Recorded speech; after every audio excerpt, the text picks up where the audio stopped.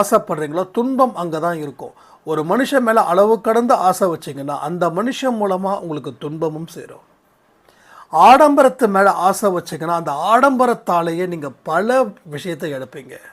So இது மாதிரி நிறைய விஷயங்கள் தொடர்ந்து உங்கள் வாழ்க்கையில் பெரிய அளவுக்கு உங்களை இருட்டில் பிடிச்சி தள்ளும். ரைட்?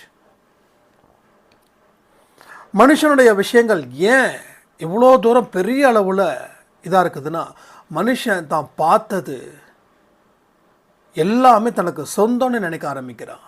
எல்லாமே தேவைன்னு நினைக்கிறான்.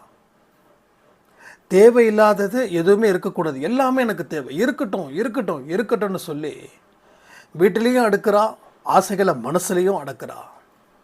இப்படி அடுக்கிக்கிட்டே போகிறதால என்ன பிரச்சனை வருதுன்னா, தொடர்ந்து ஒரு நிலையான இடத்துல நாம் இருக்க முடியல. தொடர்ந்து நாம் ஓடிக்கிட்டே இருக்கோம். கடைசியில்